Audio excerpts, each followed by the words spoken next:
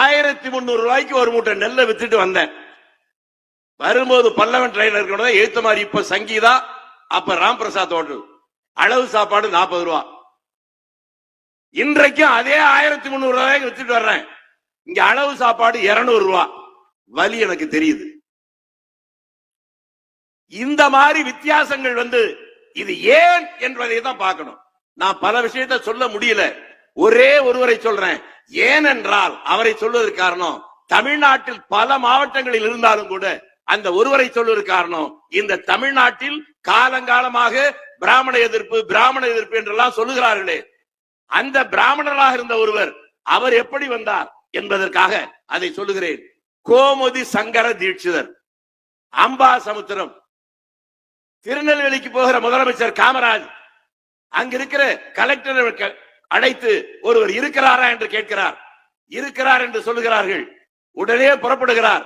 25 kilometre தொலைவில் இருக்க அம்பாசமுத்திரம் அங்கே போய் ஒரு குடிசைக்கு முன்னாலே நிற்கிறார். அங்கு பார்த்தோட என்ன காமராஜ் இங்கே வந்திருக்கிற அவர் கேட்கிறார்.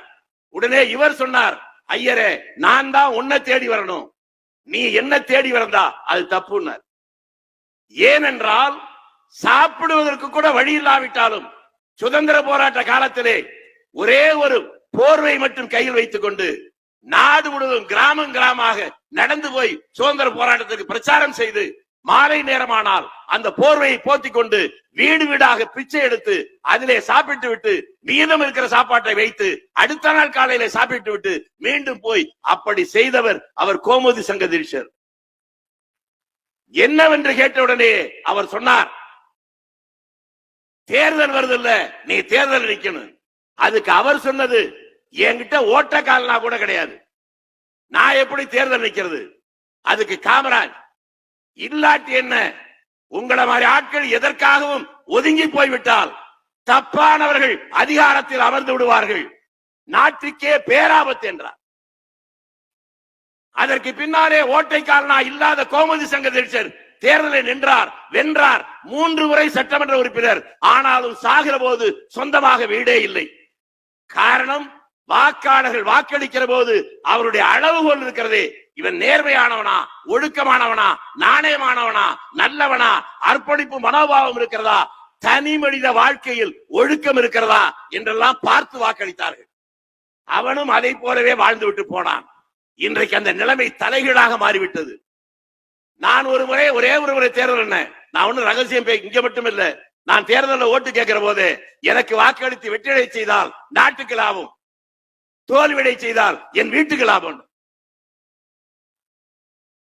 அது 35 வருஷத்துக்கு முன்னால எல்லாமே ஓட்டு கேட்டு வர்ற போதே இவ்வளவு திமிரா இருக்கான். இப்போ சொல்றாம, அட பாவி, உன் கேரக்டரே அதுதான் இப்பதான்டா தெரியுது, லேட்டா தெரிஞ்சு என்ன பிரயோஜனம்? ஒரு பயனும் இல்லை. அதனால சரிய வேண்டிய நேரத்துல வாக்களிக்கிற போது அதை செய்யணும்.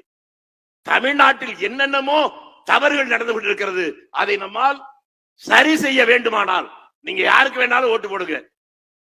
ஆனால் நிற்கிறவன் எப்படிப்பட்டவன்? யோக்கியனா, நல்லவனா, தவறு செய்யாதவனா, தனி வாழ்க்கையில் ஒழுக்கம் இருக்கிறவனா? இங்க எல்லாம் பேசினாரு, 2 பொண்டாட்டி 3 பொண்டாட்டி ஏதோ சொன்னாரு. என்ன ஒருத்தன் கேட்டான், கல்யாணம் எத்தனை வருஷம் ஆச்சு? 48 வருஷம் தாண்டிட்டாங்க. துணை மனைவி உண்டானா? இல்லன்னு. உன்னை எப்படா உனக்கு ஓட்டு ஜெயிக்க வைப்பான்? தமிழ்நாட்டில் இன்னைக்கு அப்படி ஒரு கேவலமான நிலைமை இருக்கு. ஒரு மனைவியோட வாழ்றவனுக்கு ஓட்டு போடுறது இல்ல அப்படின்னு ஒரு முடிவு வச்சுட்டான். அடுத்து ஒன்று இங்க பேசியதெல்லாம் நம்ம சீனிவாசன், மதம், ஜாதி.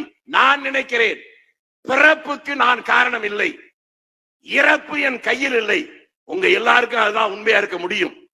நான் விரும்பி எந்த ஜாதியிலும் பிறக்கவில்லை, எந்த மதத்திலும் பிறக்கவில்லை.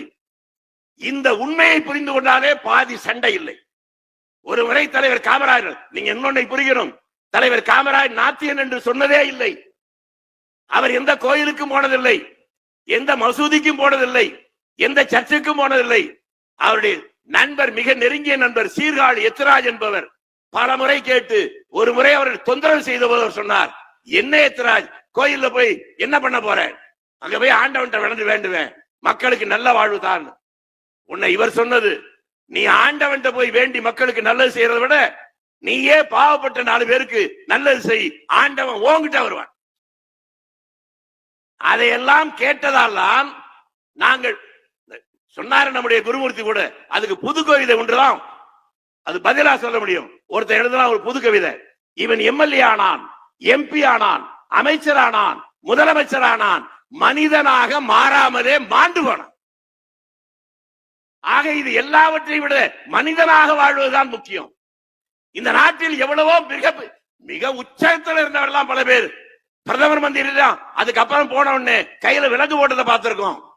முதலமைச்சரா இருந்தவங்க பதவி போனதுக்கு அப்புறம் அடிச்சு தூக்கிட்டு போற போது ஐயோ கொலை பண்றாங்கப்பா கொலை பண்றாங்க கத்து பார்த்திருக்கோம். அதனால பதவி இல்ல, நீங்கள் மனிதராக வாழ்ந்தால் நான் தெளிவாக இருக்கிறேன். நான் எப்போ பிளாட்பாரத்தில் நடந்து போறதுக்கு நான் தயாரா இருக்கணும், எவனுக்கும் நான் பயப்பட வேண்டியதில்லை. நான் தயிர் சாதத்தை தாண்டி வேற எதுவும் எனக்கு தேவையில்லை. தேவைகளை குறைத்துக் கொண்டால் எவனுக்கும் அச்சப்பட வேண்டியதில்லை, நீங்கள் அடிமையாக இருக்க வேண்டியதில்லை. தேவைகளை ஒதுக்கிவிட்டால் நீங்கள் துணிவாக இருக்க முடியும். அதுதான் என்னுடைய சூத்திரம், என்னுடைய கொள்கை, என்னுடைய லட்சியம். இந்த அடிப்படையில் தலைவர்கள் மேலிருந்து மாற்றுவார்கள் என்பதல்ல, நிலம் எப்படி இருக்கிறதோ அப்படித்தான் பயிர் வச்சையில் வளரும். வாக்களிக்கிறவர்கள் அன்று கல்வி அறிவு குறைவு, ஆனால் வாக்களிக்கிற போது நேர்மையானுக்கு வாக்களித்தான், ஆகவே நேர்மையான வந்தார்கள். நண்பர்களே, ஓமாந்தூரார், குமாரசாமி ராஜா, ராஜாஜி, காமராஜர், எவன் மீதாவது ஒரு குற்றச்சாட்டு இன்று வரை வந்திருக்கிறதா? அதற்கு பின்னாலே வாக்களிக்கிற போது உங்களுடைய அளவுகோல் மாறிவிட்டது, அதனால் வந்த விபரீதம். ஆகவே இந்த தேர்தல் நேரத்தில் கூட்டணி எப்படி வரும், யார் யாரோடு வரும், நான் ரமேஷை போல முன்னாலே சொல்ல மாட்டேன். அது மாறுவதற்கு ஏராளமான வாய்ப்பு இருக்கிறது. எந்த கூட்டணி எப்படி வந்தாலும் நிற்கிற வேட்பாளர்களுடைய தகுதியை பார்த்து நீங்கள் வாக்களித்தால் ஒவ்வொரு மாற்றமும் அந்த மாற்றம் தன்னிடத்திலிருந்து வர வேண்டும் என்று ஒவ்வொருவரும் நினைத்தால் தமிழ்நாடு மாறும், தமிழ்நாட்டுடைய அரசியல் மாறும், எதிர்கால சங்கதிகள் மாறும், இந்தியாவுக்கு அதுக்கு பெருமை ஏற்படும். யாரோ முகம் தெரியாத, பேர் தெரியாத, ஊர் தெரியாத லட்சக்கணக்கான பேர்கள் செய்த தியாகம் இன்றைக்கு நாம் சுதந்திரமாக வாழ்கிறோம். என்னுடைய அடுத்த தலைமுறை பேர பிள்ளைகளை பார்க்கிறது அச்சமாக இருக்கிறது. 7 வயது பெண் குழந்தை வெளியே போனால் மீண்டும் வருமா தெரியவில்லை. யாருக்கும் எந்த பாதுகாப்பும் இல்லை. அடுத்த தலைமுறையுடைய பாதுகாப்புக்காக நான் எதையாவது செய்ய வேண்டும் என்று நினைக்கிறேன். அதற்காக மட்டுமே இப்படிப்பட்ட நிகழ்ச்சியில் கலந்து கொண்டிருக்கிறேன். அதை நீங்கள் புரிந்து கொண்டால், நீங்களும் நானும் புரிந்து கொண்டால் நாட்டில் மாற்றம் ஏற்படும். 26 பொங்கல் பழையன கழிதலும் புதியன புகுதலும் பொங்கலின் சிறப்பு. வணக்கம், வாழ்க.